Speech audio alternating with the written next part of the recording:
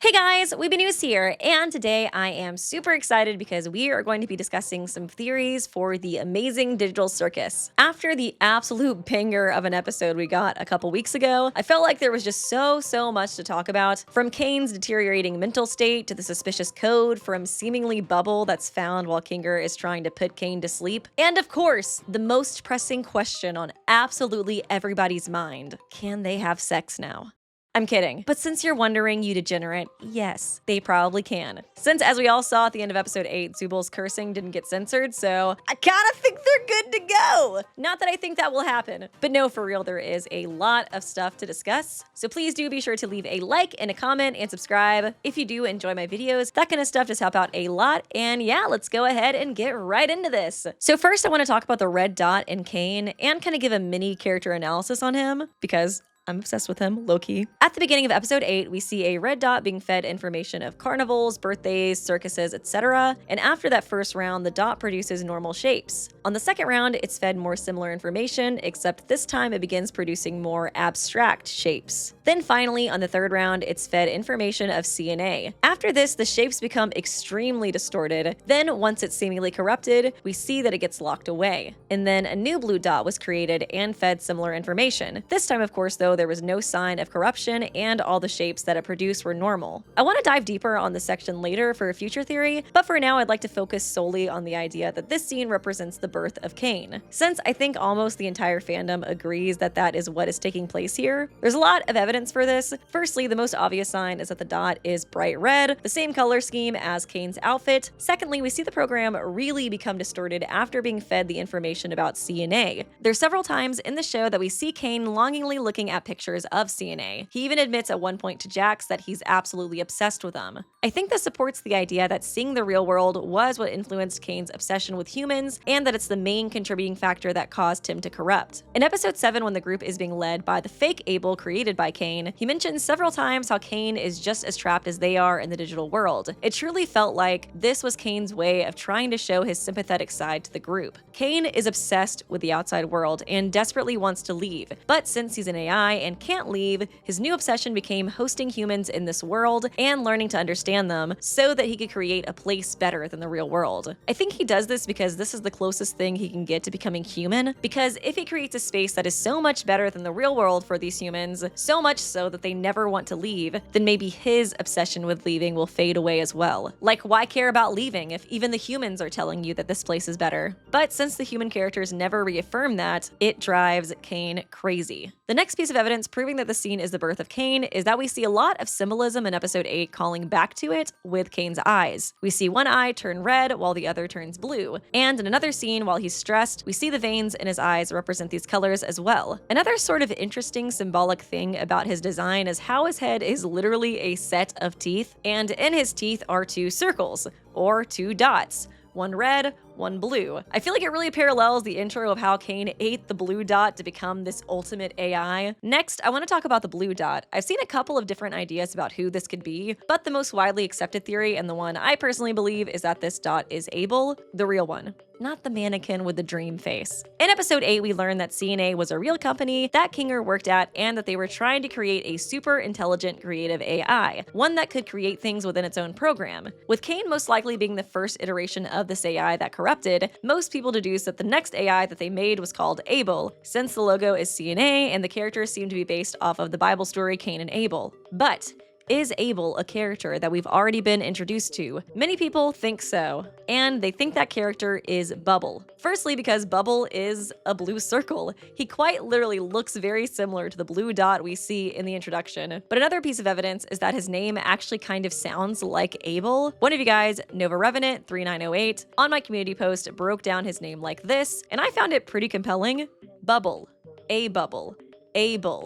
I feel like it would actually make a lot of sense for Caine to change Abel's name to Bubble as well after consuming him and turning what's left of him into like a defective sidekick character. It almost feels like a way to mock him, changing his name from a human one into the name of an inanimate object. It definitely lines up considering how much resentment Caine has for the other half, as shown in episode 8. The next piece of evidence is that Bubble acts very erratic and unhinged, sort of like a defective program. He blurts out nonsense and occasionally glitches out completely. This is almost always played off as a gag, but what if in reality there is a sane being in there that's trying to break free but is just far too corrupted? I feel like his behavior really does line up with a program that's malfunctioning. This also leads to another piece of potential evidence. Caine doesn't seem to have the same amount of control over Bubble as he does the others. We all know that the digital circus is entirely created by Caine and that he has control over everything, including the participants. Even though he lies and says that he can't alter their mental states, we've seen time and time again that he does seem to have that power with the stupid sauce and the vegan thing, and somehow managing to erase their names from their memories. One of the most obvious things he likes to control is the censorship in the digital circus. He raves about how it needs to be intended for all audiences and makes sure that anytime a character curses or says anything inappropriate, it's censored out, usually audibly and visually with a graphic of his face. The censoring for the main cast isn't always 100% consistent, but they are always censored at least audibly when it happens. And something interesting is that this is not the case for Bubble. For example, in episode 6, Zubel tells Caine that they want the ability to have sex. I want the ability to have sex. When they say that word, it's censored with a beep. But in episode 5, Bubble mentions that the adventures need sex appeal. Where's the intrigue? The stakes? Not to mention the sex appeal. But in the scene, he's not censored, even though it's the same word that Caine deems inappropriate for Zubel to say in the very next episode. I think this could imply that Caine doesn't have the same amount of control over Bubble that he does the others. Maybe because inside Bubble, Abel is still alive, trying to fight back against Caine's manipulation, while the others never fought back since they didn't realize until episode 8 that they had the same power to create as Caine. You could definitely argue that I'm overthinking this part, but considering just how many small pieces of foreshadowing have been placed in this show, I don't think it's too crazy to draw theories from this. Like, for example, in episode 8, when Caine pulls Pomni and stabs her repeatedly, it was discovered by the fans that it canonically connects to an old teaser from 2023. This show is very intentional, so I really don't think we should overlook or write anything off as just a gag. Next, in episode 8, we see Bubble being extremely antagonistic towards Caine, telling him that he's defective and that he was the lesser of the two. This really seems like someone who has a deep resentment towards Caine and also has a thorough understanding of Caine's origin story. Again, hinting that he might be the counterpart we see in the introduction. And finally, when Kinger is trying to hack Caine in order to put him to sleep, in the code we see someone say, "Delete this mother star star star." It's not confirmed that this is Bubble, but I feel like it likely is, since we saw so much resentment from him in the earlier scene, and if it truly is him, then it really proves that Bubble has a deep hatred for Caine. So this is the theory that I lean towards more regarding Bubble, but there is another pretty popular theory about him that I've seen in my comments and online, and that theory is the idea that he's actually a virus that's infected the circus. So pretty similar to how I referenced the erratic behavior as a sign that he was an AI that was heavily tampered with, others argue that this behavior implies that he's a virus. One comment I want to reference for the section is by Brie the Cookie Monster, who also works with me with merch and is one of my friends. She wrote, "For my theory, I've had a suspicion regarding Bubble being a virus. I felt the suspicion ever since episode 5. We've seen Bubble glitch out and say wacky things. You should die. You should throw a beach party. Which always came off more amusing and funny to viewers, but he's overriding his programming to include swear words, as well as antagonize Caine further, i.e. telling Caine he should die, that he's the lesser of the two, etc. In episode 8, we're also shown that there's two dots at the start, red and blue. Red is likely Caine, but I don't think blue was Bubble. I think blue was an AI called Abel, with that whole beginning sequence being a reference to Caine killing his brother Abel from the Bible. Caine also seemed pretty lonely, so I think Caine wanted to conjure up something to feel less alone, thus Bubble will be made for that purpose. I think unintentionally Bubble became malware as time went on with his coding. I think Bubble may be trying to become the new ringleader, and that the show may end with the cast taking him out and deciding to stay and make the digital circus their own land to create anything, since they've never had any control due to Caine. Honestly, I think this behavior supports both theories equally. I think regardless of the outcome, it really does seem like there's more to Bubble than we originally thought, and he definitely seems to strongly dislike Caine and the circus. The next piece of evidence is a crazy one, and it's the one that really gets me. So apparently one of the first computer viruses was known as the Bubble Boy virus. It was an email worm known as the first to infect computers automatically upon opening an email without requiring the user to open up an attachment. I could definitely see Gooseworks giving Bubble a name similar to this virus as a way to hint at his true nature. Another kind of interesting thing that supports this is that on Goose's Tumblr, they confirm that Bubble is a boy, aka Bubble Boy. Like, that's literally the exact name of the virus. Another sort of virusy part of Bubble's behavior to me is how he physically pops up, especially in the scene when we see him antagonizing Caine. In this scene, he keeps popping up to insult or belittle him, and every time Caine pops him, he just keeps reappearing and multiplying. It really does remind me of those like annoying pop-up ads you get on websites that are almost always scams or viruses. Also on Tumblr, Goose said that it doesn't hurt Bubble when he's popped, and he actually enjoys it. It really does make you feel like being an annoying pop-up virus is his true nature. Like he enjoys this and was like literally made for this purpose. Also, I know Goose came out recently and said that she didn't put much thought into her early answers to Tumblr asks, but to that I would say, I don't believe her.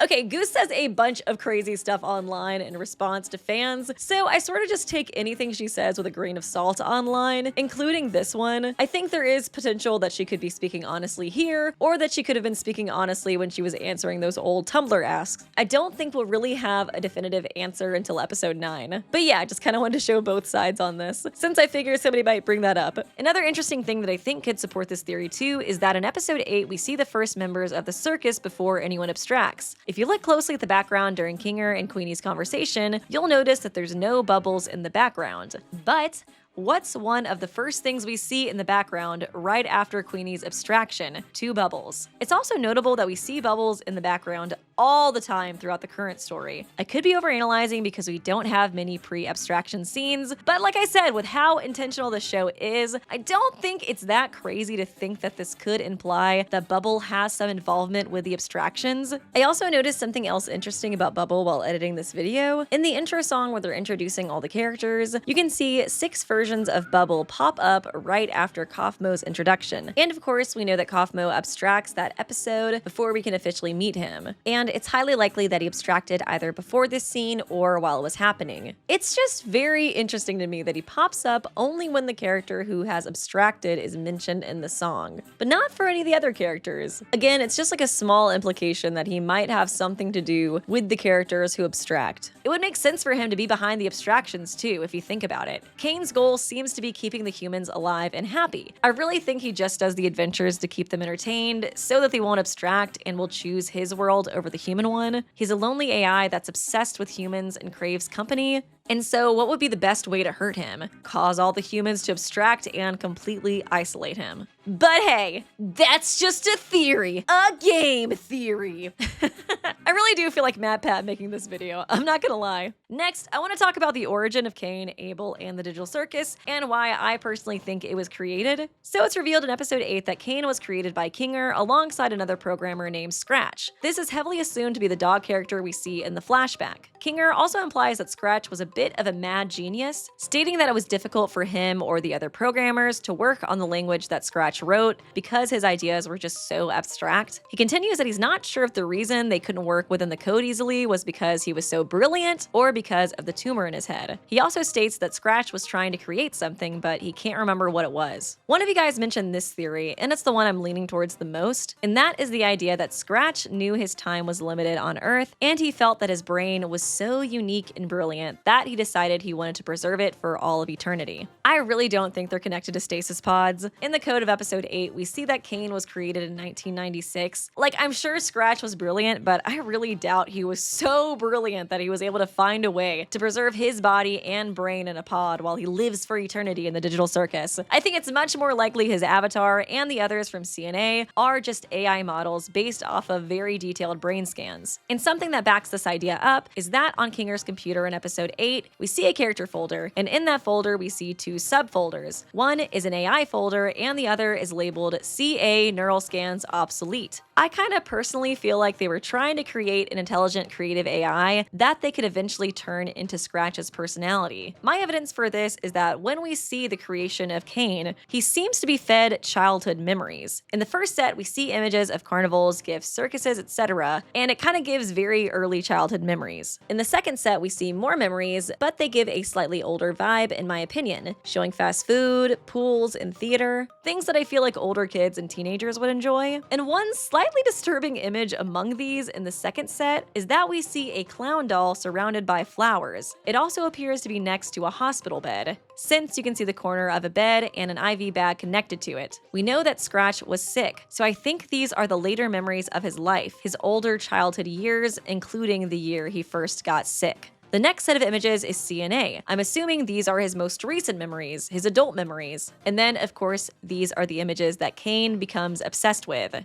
I really think they were trying to create a creative AI that was Scratch, but instead of creating him, they created an independent AI with a completely different personality who just happened to consume those memories. And then when they realized this, that's when they decided to lock him away and start over. The other CNA members, I believe, were scanned into the program, maybe as a way to test creating AI based on their personalities as well, as a way to speed up production. I think this is backed up by the fact that Kinger said they were all working together to create this AI, and since it didn't seem like Scratch had much time left, it makes sense he'd have multiple people working on this project. I just think that nothing came of any of their projects besides Caine and Abel, the ones Kinger and Scratch were working on. I think this is especially likely since Kinger confirmed that it wasn't CNA that created the circus, and that wasn't their goal. As for how their personalities got trapped in the circus, I think this is because after Caine ate Abel, he created the digital circus, as seen in that sort of flashback when we see him creating the circus tent. Basically, he found those neural scan files and created AI based off of those to fill that hole he has based on his desire to be human and interact with humans. I think it's a similar situation for the current members of the digital circus as well. In fact, I think they're actually based on much less detailed brain scans. My first evidence of this is the character folder I mentioned before. There's an AI folder and a CNA employee folder, but there's no MISC folder of the current members of the cast that we know never worked at CNA. There's also no reason for them to get detailed brain scans at CNA, like we established they're not employees. The way several of them have stumbled upon the digital circus has been hinted at as well. Pomni mentioned as a hobby that she has a YouTube channel where she posts videos of her exploring abandoned buildings. Zubel has also admitted to having a similar hobby. And after this revelation, most people assumed that was how the real-life Pomni came across the computer with the digital circus on it. Many people, including myself, think that the real-life Pomni put on the headset, Caine scanned her brain, she took it off, and went about her daily life, while a copy of her personality was turned into the Pomni that we see in the show. So I think Caine just quickly scanned her brain as much as he could while she had the headset on, and then based the copy that we see in the digital circus based off of that quick scan. And I kind of feel like the scan was so quick that he doesn't even consider it to be like a brain scan. He just put them all in the AI folder. Another implied entrance into the digital circus is Ragatha. We know that she was the first of the new group to enter and that she was with others when she joined. In episode 5, it's revealed that she was a real estate agent as well. So I theorize that before CNA was abandoned, she was the real estate agent tasked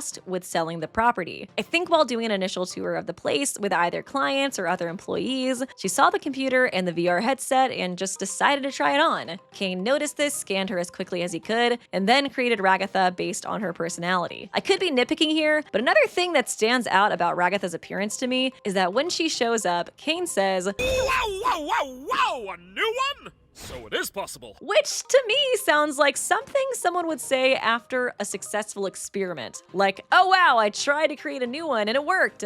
Now, I could be overanalyzing, but I feel like if she was literally another human and he was surprised by her entrance, he would say something like, who are you? How did you get here? But he doesn't ask any questions, almost like he already knows who she is and where she came from. He also mentions that her appearance is a breakthrough. Again, almost like an experiment gone right. Next up, I want to talk about the idea that Pomni is an AI who thinks she's human in order to fool Caine and pull everyone out of the digital circus. I first saw this idea by the user Cheesy Manfredo on Twitter. They state that this is the reason why she has done the most to get out compared to the other members who have been there for years, and why she sympathizes so much with Gummy Goo. Something interesting I really want to emphasize here is just how much she has done in order to escape compared to the others during her short time in the digital circus. If you really analyze the timeline timeline of the show so far, it likely takes place over the span of about 3 weeks to a month. Most episodes lead into the other with little time in between, so not very much time has passed at all. But in that time, they've rebelled against Caine's adventures, opting to do their own ideas instead of his, tried to escape as a group, and literally killed Caine. Jax even mentions in episode 8 that things were fine until Pomni and Zubul showed up. It's hard to know when Zubul showed up exactly, but it does seem like things really accelerated after Pomni's appearance. And it does make you wonder if that was her purpose. I kind of feel like Jax just included Zubul in that statement in order to just bait them into arguing so he could mentally label them as the grumpy one archetype again. But Jax's mental state is a whole separate video, to be totally honest. I need at least 30 more minutes to explain how his mind works. So if you want a Jax character analysis, let me know. Getting back on the topic of theories, another small piece of evidence that Pomni might be AI is in episode 8, Caine makes a sculpture out of Jax, Ragatha, Gangle, and Zubul. He tells Bubble this: Humans just aren't a relatable sculpting material. And then, when Pomni shows up, he says this: Pomni! That's the relatability we've been missing. Implying that she's different from the other humans and that including her in the sculpture will somehow make it more relatable to AI like himself and Bubble. It could be a joke, but I could definitely see it being a hint about her true nature as well. The final big piece of evidence I've seen regarding this theory is Pomni's execution compared to the others. When Caine tortured the others, he created scenarios that relate to their past traumas or insecurities. They're all things that have been hinted to have affected them during their life in the human world. For example, we see Ragatha's mother, who is implied at the very least to be verbally abusive to her, although the execution's imagery does imply it could have been physical abuse as well, with just how jarring it is. We also see Gangle surrounded by art pieces with her mask in them, taunting her and becoming more and more distorted until she's hit by a truck. This execution seems to mock her dream of wanting to be a webtoon artist before she abandoned it to work as a shift manager at a fast food restaurant. Then there's Zubul surrounded by thousands of other interchangeable parts with several mirrors reflecting their image back to them. Caine mentioned that their digital circus bodies perfectly reflect their mind files, and based on the fact that Zubul has opened up about struggling with their self-image and finding the right body parts, I think it can be deduced that they struggled with body dysmorphia in this world and the human one. We also see Jax getting laughed and pulled apart by shadow figures that look like Pomni, Ribbit, and Kaufmo, the people he grew closest to in the circus. It's been implied that Jax has no one that he's close to outside of the circus, with him being hesitant to answer Zubul when they asked him if he had anybody waiting for him on the outside, and the fact that during the Escape the Digital Circus adventure, he actually voted to stay after panicking while thinking about his human life. So even though his and Zubul's reflect their digital circus life, they also still tie back to insecurities that have been implied to have affected their human life as well.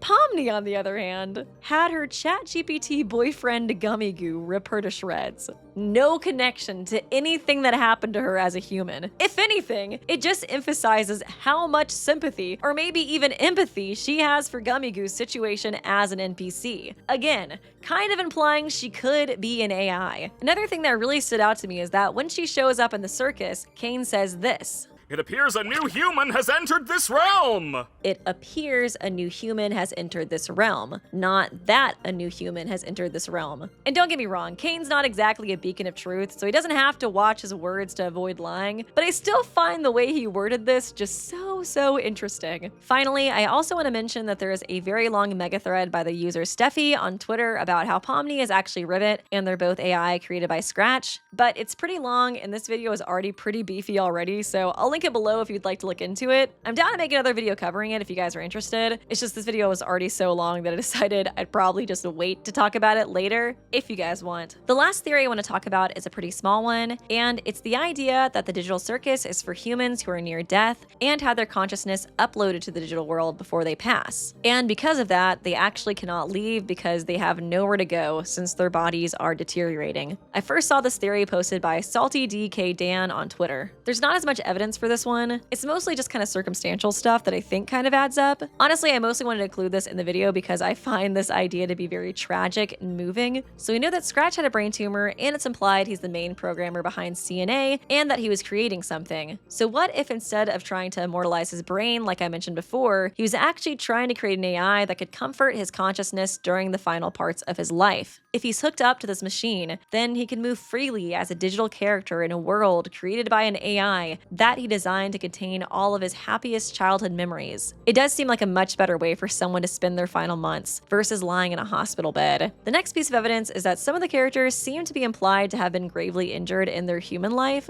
For example, we see Gangle get hit by a truck twice in the digital circus, once after her shift at Spudsies and again at the end of her execution in episode 8. It really does seem like it's implying that this is a real event that happened to her and haunts her, especially since Caine used it to torment her in episode 8 when he was furious at them. Next, there's Ragatha. Like I said before, her execution implies at least a large amount of mental and emotional abuse, but there's some aspects of it that I think could imply physical abuse as well. Shout out to Sakura Lucky Star who posted this theory on my community post. They mentioned that in Ragatha's design, we see that her right eye is a button. In this execution sequence, we see her mother throw a knife that lands directly at the button eye. And like I mentioned before, everyone's avatars are perfectly based on their mind files. It really does make you wonder if her mother's physical abuse led to her losing an eye. And did it go further? Could her mother have killed her in a fit of rage? I think the problem with this theory is that not all of the executions directly imply that the characters died or are on the brink of death. Zubul and Jax's executions focus more on their emotional distress, and Pomni's is of course about gummy goo. Then there's also the fact that Kinger has been there since 1999. That's a really long time to be on your deathbed, considering Ragatha was the first of the new members to join, and she joined like 9 years later. But I still wanted to mention it because I do think it's a really interesting idea. Like, just imagine in the last episode, they all get their full memories back, including the moments before they were each gravely injured, and we learn about what happened to each of them and what tragic event each execution was based off of. And instead of them trying to create a new world that they can enjoy and live in forever, they just have to accept that their time in the circus is limited and death could come for them at any moment. It's a very dark but moving idea. Like I said before, I don't necessarily believe that this theory is true, but I do find it really cool regardless. But yeah, those are all the theories that I wanted to talk about.